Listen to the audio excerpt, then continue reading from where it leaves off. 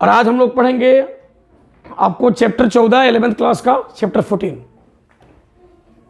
Chapter हम लोग पढ़ने जा रहे हैं 14, जिसको ऑसिलेशन कहते हैं।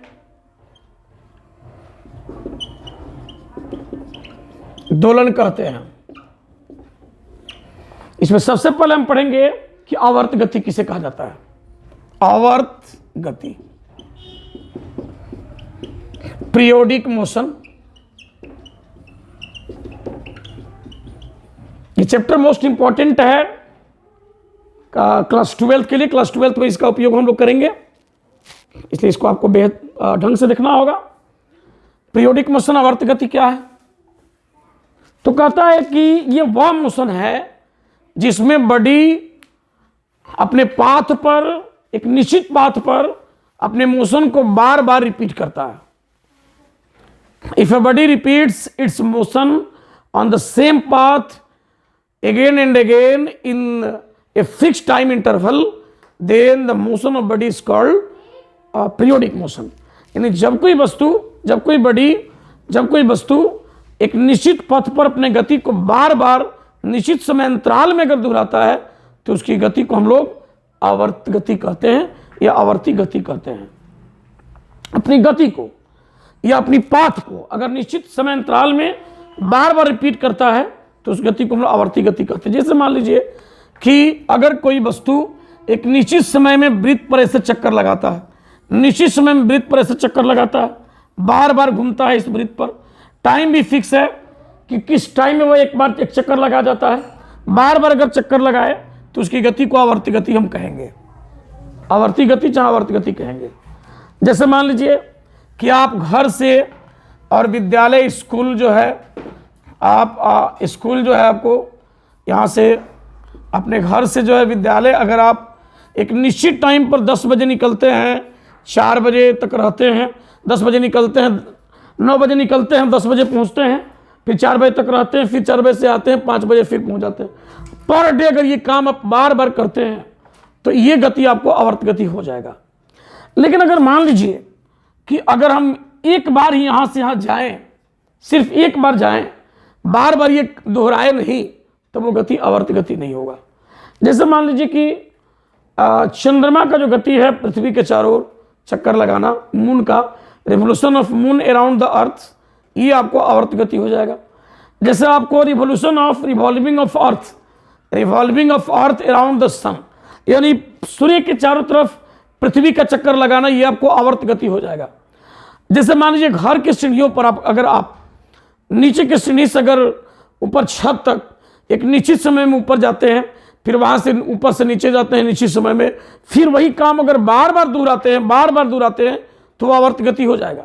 लेकिन अगर एक बार अगर ऊपर जाते हैं छत पर सीढ़ियों से होकर, और फिर वो उस गति पथ को, उस पथ को अगर बार बार नहीं दोहराया जाता है तो आवर्त गति नहीं होगा। मतलब आवर्त गति में ये दिमाग पर रख लेना है कि जब कोई वस्तु, कोई body, if a body repeats its motion on the same path, repeats its motion on the same path in a fixed time interval, then motion is called periodic motion। यानी जब कोई वस्तु आप एक निश्चित पथ पर, पथ निश्चित है, उसी पथ पर निश्चित समय अंतराल में अगर गति को बार बार दोहराती है तो उस गति को हम लोग आवर्त गति हम लोग कहेंगे। अब आवर्त गति के बाद हम बात करते हैं कि दोलनी गति क्या होता है, ऑसिलेटरी मोशन क्या होता है, किसे कहते हैं। आवर्त गति तो हमने यहां समझ लिया कि आवर्त गति क्या होता है। अब हम ऑसिलेटरी मोशन की बात यहां पर करेंगे। इसके बारे में हम एक बार लिख लेते हैं कि वेन आवर्त गति को हम यहां एक बार नोट कर लेते हैं। When a body repeats its motion on the same path in a fixed time interval, then motion is called periodic motion,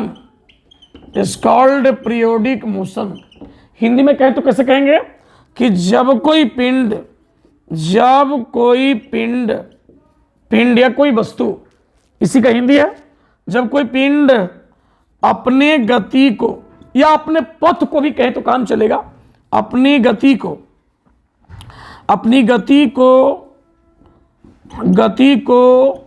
एक निश्चित पथ पर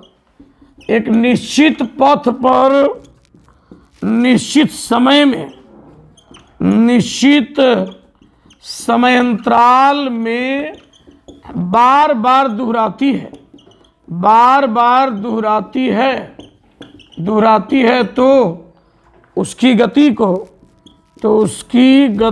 को आवर्ती गति कहते हैं, या आवर्त गति कहते हैं। दिमाग पर रखना है, नोट करने की जरूरत नहीं है, याद ही हो गया होगा। ये ऐसे छोटी छोटी चीज़ों को नोट करने की आपको जरूरत नहीं है। जब कोई पिंड अपनी गति को एक निश्चित पथ पर निश्चित समांतराल में, पथ भी निश्चित होना चाहिए, पथ बदलना नहीं चाहिए, निश्चित पथ पर निश्चित समांतराल में अगर बार बार दोहराती है तो उसकी गति को हम लोग जो है आवर्त गति कहते हैं, आवर्ती गति कहते हैं। आगे बढ़ते हैं।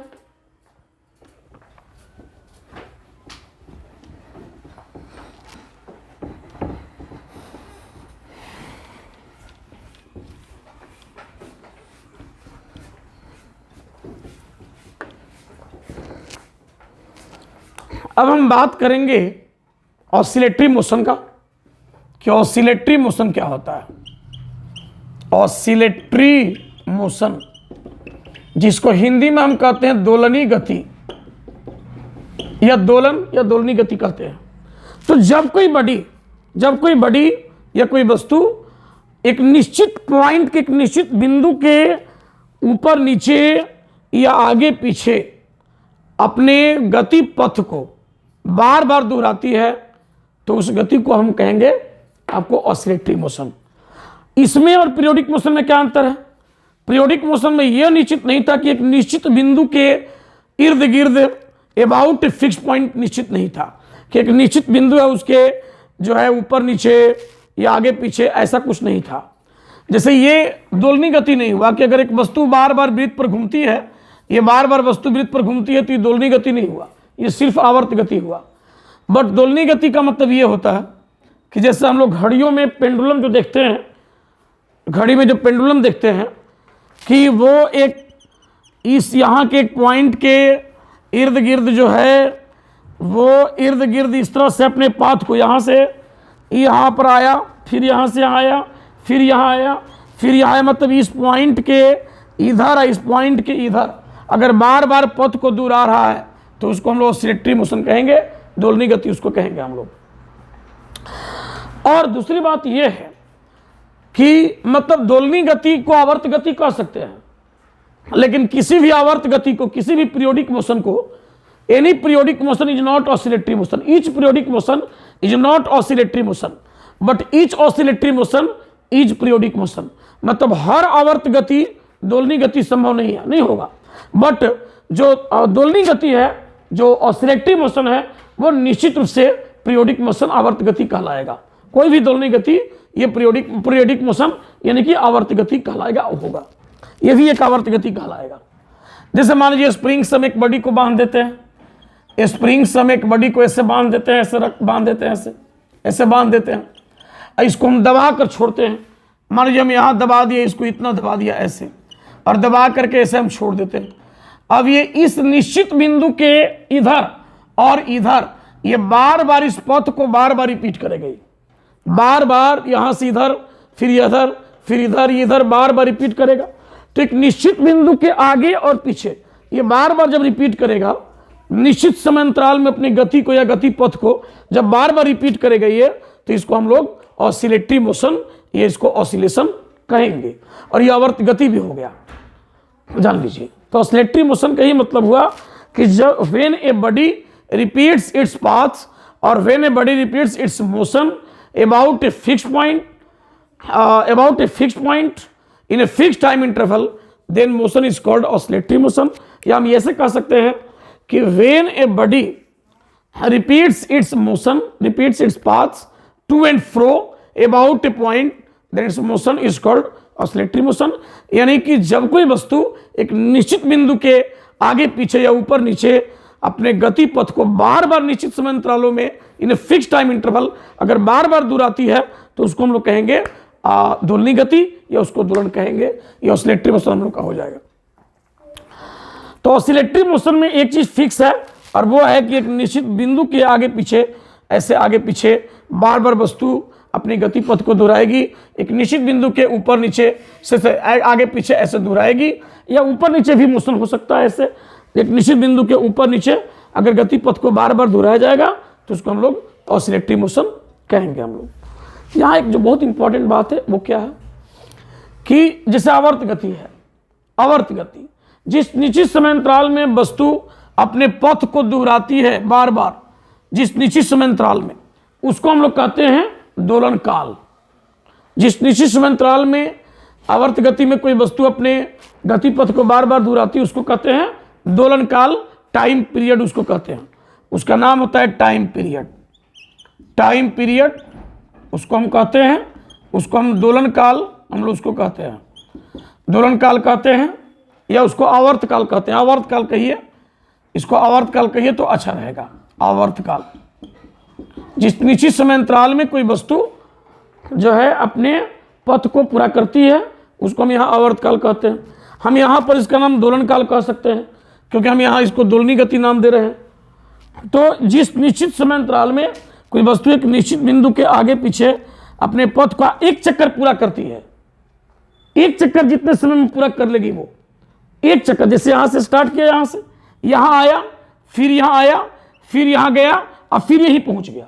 जैसे यहाँ से स्टार्ट किया, यहाँ आया, फिर यहाँ आया, फिर यहाँ आया और फिर यहीं पहुँच गया, तो एक चक्कर पूरा हो गया। इस एक चक्कर के समय को हम लोग जो है दोलन काल हम लोग कहेंगे यहाँ पर। और जिस निश्चित बिंदु के आगे पीछे वस्तु दोलनी गति करती है, इस निश्चित बिंदु को हम लोग माध्य स्थिति कहते हैं। इसको हम लोग कहते हैं माध्य स्थिति, इसको हम लोग कहते हैं मीन पोजीशन, इसको हम लोग मीन पोजीशन कहते हैं, इसको माध्य स्थिति हम लोग कहते हैं।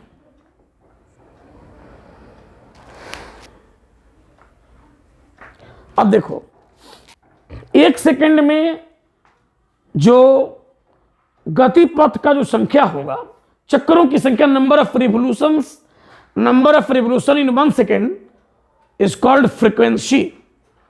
यानी एक सेकंड में जो जितना चक्कर ये पूरा करेगा आवर्त गति में उसको आवृत्ति कहते हैं, फ्रीक्वेंसी कहते हैं।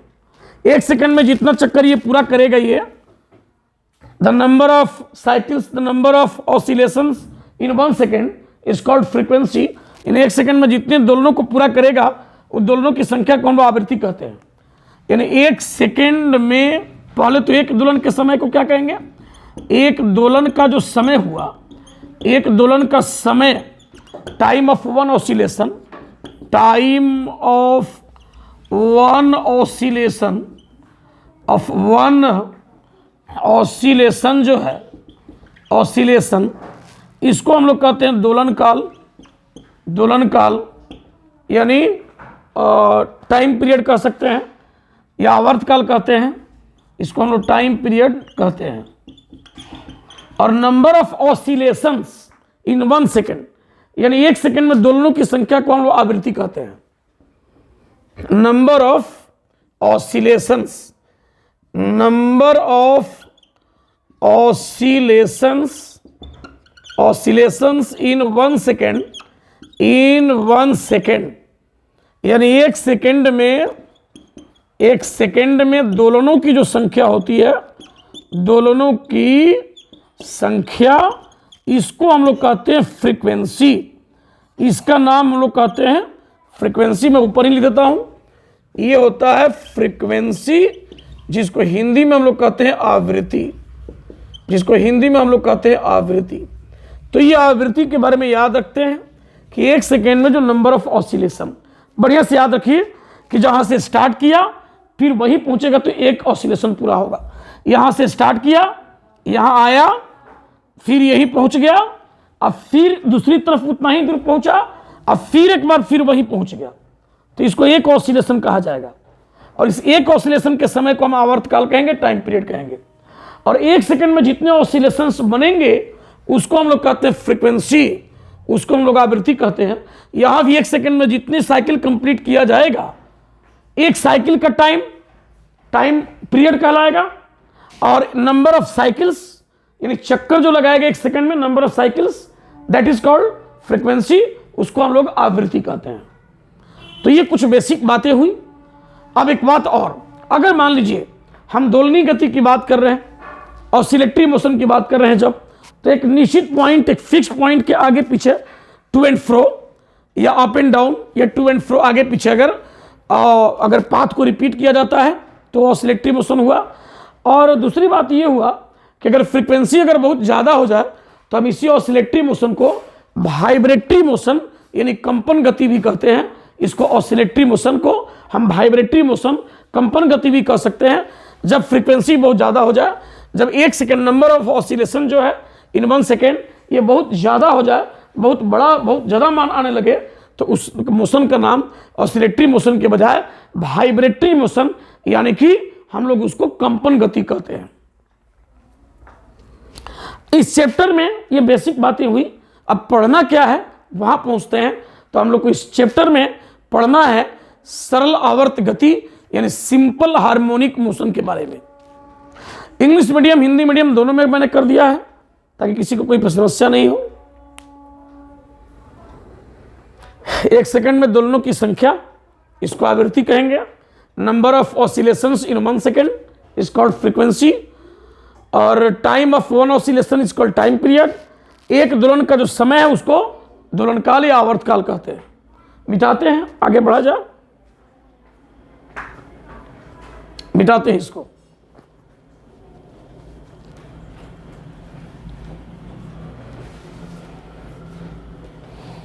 अब यहां से जो पढ़ाएंगे वहां से आपको नोट करना है कॉपी पर। ये बेसिक बातें हुई।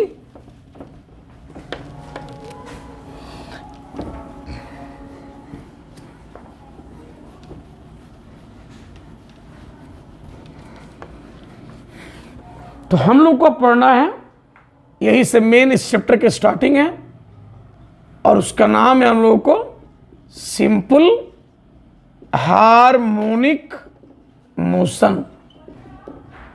हिंदी में इसको कहते हैं सरल आवर्त गति, इसको हम लोग हिंदी में कहते हैं। क्या होता है समझिएगा। तो ये एक ऑसिलेटरी मोशन है, ये एक दोलनी गति है। दोलनी गति में क्या होता है ऑसिलेटरी मोशन में कि एक फिक्स पॉइंट के आगे पीछे, मतलब a body repeats its path to and fro about a fix point in a fix time interval. तो यानी एक वस्तु है एक निश्चित बिंदु के आगे पीछे एक निश्चित समय में अपने पथ को बार बार रिपीट करती है। तो लेकिन यहां सरल आवर्त गति में देखिए क्या होता है। इसमें क्या होता है कि एक निश्चित बिंदु के आगे पीछे या ऊपर नीचे स्ट्रेट लाइन पाथ पर बॉडी जब अपने मोशन या पाथ को रिपीट करती है, स्ट्रेट लाइन पाथ होना चाहिए, तो हम इस मोशन को कहते हैं सिंपल हार्मोनिक मोशन। पाथ उसका स्ट्रेट लाइन होना चाहिए, मतलब बॉडी अगर यहां से स्टार्ट किया, यहां गया, फिर यहां से यहां आया, फिर इधर गया, अब फिर यहीं पहुंच गया एट द सेम सिचुएशन। मतलब स्टार्ट यहां से किया इधर चलने के लिए, उसी सिचुएशन में पुनः जब पहुंचेगा, ताकि पुनः इधर चलने की सिचुएशन में आ जाए, तो उसको एक ऑसिलेशन कहते हैं। कहता है कि यहां से स्टार्ट किया इधर चलने के लिए, यहां पहुंचा, फिर यहां से यहां आया, फिर यहां से इधर आया, अब फिर यहां से इधर पहुंच गया उस सिचुएशन में। और स्ट्रेट लाइन पाथ पर अगर बार बार बॉडी अपने पाथ को रिपीट करता है तो उसको हम लोग कहते हैं सिंपल हार्मोनिक मोशन। इतना ही इसके लिए कंडीशन नहीं है, इसके लिए कुछ और कंडीशन देखिए क्या है कि सिंपल हार्मोनिक मोशन में यानी सरल आवर्त गति में बॉडी पर एक रीस्टोरिंग फोर्स लगता है, एक प्रत्यानयन बल काम करता है, एक रीस्टोरिंग फोर्स जो बॉडी में एक एक्सेलरेशन बनाता है, एक त्वरण बॉडी को देता है, और वो त्वरण हमेशा इस मीन पोजीशन के टुवर्ड्स होता है, मीन पोजीशन के तरफ होता है बॉडी का त्वरण। उस वस्तु का त्वरण हमेशा मीन पोजीशन की तरफ होता है, इसको हम लोग कहते हैं मीन पोजीशन। इसको मीन पोजीशन कहते हैं। इसको कहते हैं left extreme position, sorry right extreme position, right extreme position.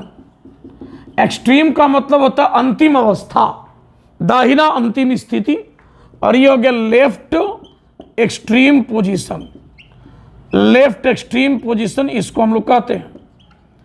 Hindi में अगर बोले तो इसको माध्य स्थिति कहते हैं, माध्य स्थिति।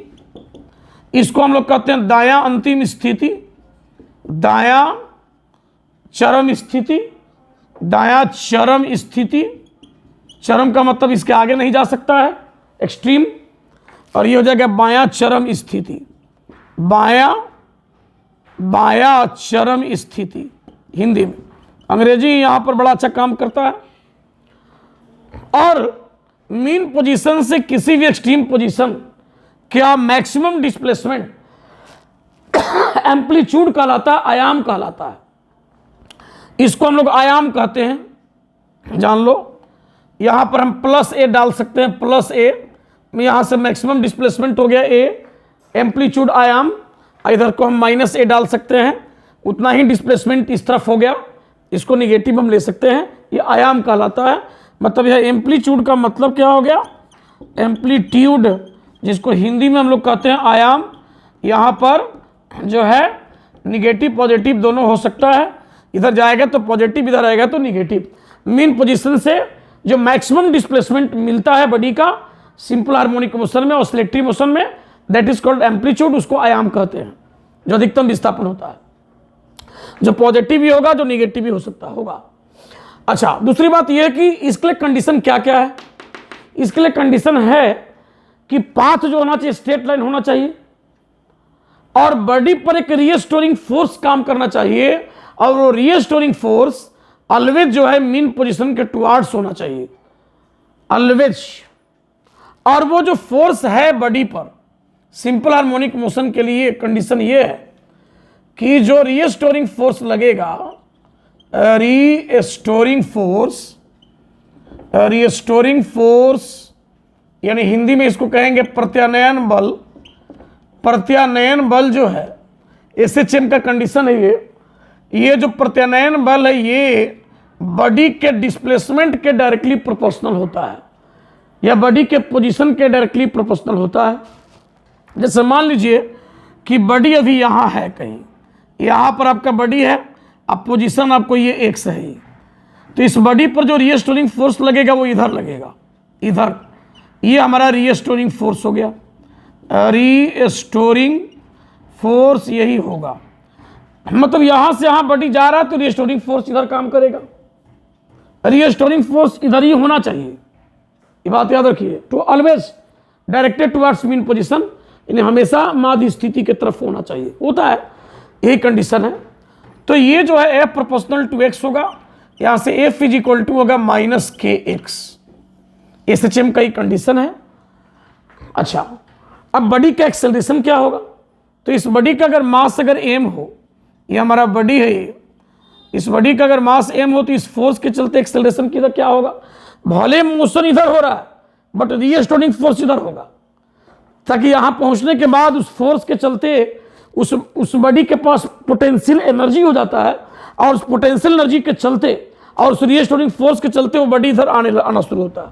यहाँ आने के बाद उसको काइनेटिक एनर्जी हो जाता है, और फिर इस तरह लगता है चलने, रीस्टोरिंग फोर्स ऐसे करता है काम करने। अब कहता है कि अगर बॉडी का मास m हो तो बॉडी का एक्सेलरेशन क्या मिलेगा, तो a इज इक्वल टू मिलेगा f by M, a is equal to मिलेगा माइनस k बाई एम, और इंटू जो है x। अब देखो मास तो ऑलवेज पॉजिटिव होता है, और k जो प्रोपोर्शनलिटी कांस्टेंट है, जिसको हम लोग यहाँ पर कहते हैं, आपको फोर्स कांस्टेंट कहते हैं, इसका नाम फोर्स कांस्टेंट है, फोर्स कांस्टेंट कहते हैं, वो भी पॉजिटिव होता है, कभी निगेटिव नहीं होता है, क्योंकि अगर निगेटिव होगा तभी निगेटिव गायब हो जाएगा तो गलत रिजल्ट आ जाएगा।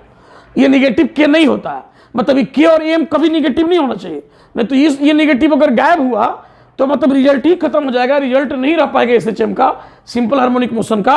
और इसीलिए कहता है कि के बाई एम को एक पॉजिटिव कांस्टेंट मान लेते हैं, यानी अगर हम लोग इसको ओमेगा स्क्वायर एक कांस्टेंट मान लेते हैं जो ऑलवेज पॉजिटिव होता है, और स्क्वायर वाला कोई भी चीज़ तो ऑलवेज पॉजिटिव होता है। तो k बाई एम अगर हम ले लेते हैं तो हम लोगों को ये रिजल्ट आ जाता है, यहाँ से रिजल्ट मिल जाता है a इज इक्वल टू मिलता है माइनस ओमेगा स्क्वायर एक्स, और ये कहलाता है SHM का कंडीशन। दिस इज मतलब यह SHM का कंडीशन कहलाता है, यह SHM का कंडीशन यानी शर्त है।